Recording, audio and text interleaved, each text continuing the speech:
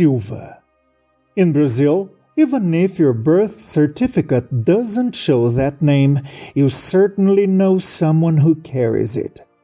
However, unlike what many people may imagine, the Silvas are not necessarily related to one another. Just as the Silvas rarely share the same blood, the Alves, Pereiras, and Tavares, for example, are almost never directly connected. The history of Brazilian family names is complex.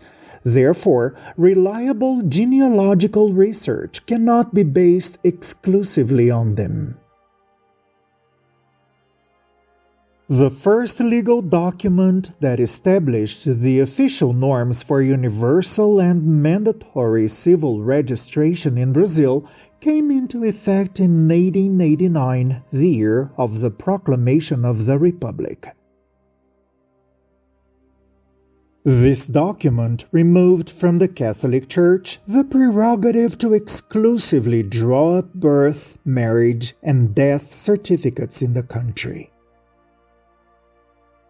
A previous regulation had already presented the main rules that should be obeyed for this purpose, Decree No. 5604 in 1874. However, both documents could produce inaccuracies that could reduce, even at that time, the quality of a genealogical study.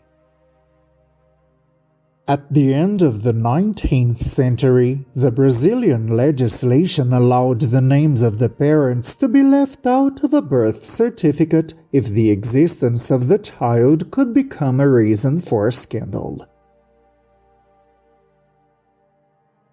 If a baby resulted from an extramarital union, it would be considered illegitimate. Therefore, the father's name could be completely omitted. Surnames of countless families may not have been inherited by many children born in Brazil in order to avoid scandals. On the other hand, these same surnames may have been inherited by people of different genetic backgrounds. Let us think, for example, about the situation of enslaved people, an issue still little addressed in Brazilian historiography.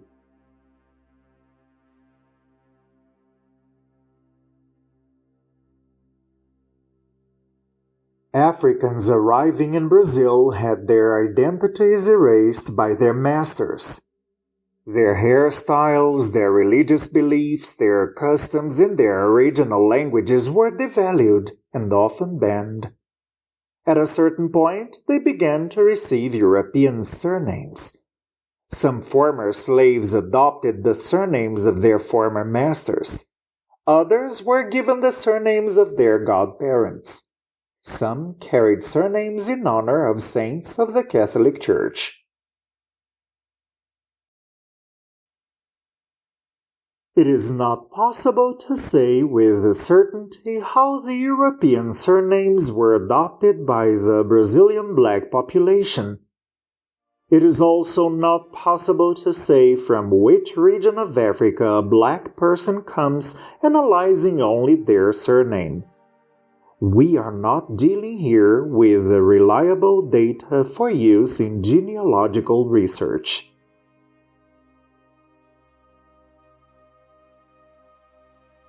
In 2015, Portuguese authorities published an amendment to the rules for granting Portuguese citizenship.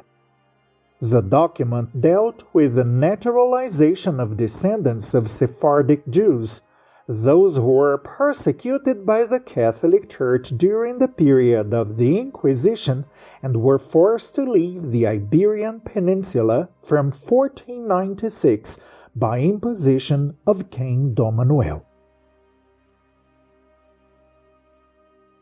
Those Jews, also called Marranos, migrated to several countries, including Brazil. To hide their Jewish ancestry, many adopted Portuguese surnames, abandoning their old ones. We cannot say for sure if someone who bears one of those surnames today is of purely Portuguese origin or if they carry Jewish genes. But some names that could indicate Sephardic Jewish ancestry are Abrantes, Andrade, Brito, Cardoso, Carvalho, Fonseca, Gomes, Henriques, Mendes, Pereira. The list is immense and can be consulted in the body of the document.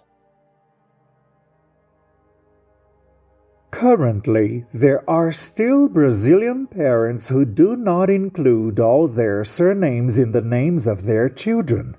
Thus, surnames continue to disappear in many families with the passing of generations.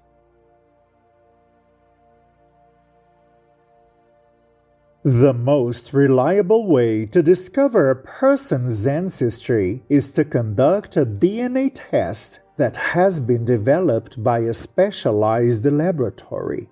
There are many. At an opportune time, we will know a little more about how these tests are done.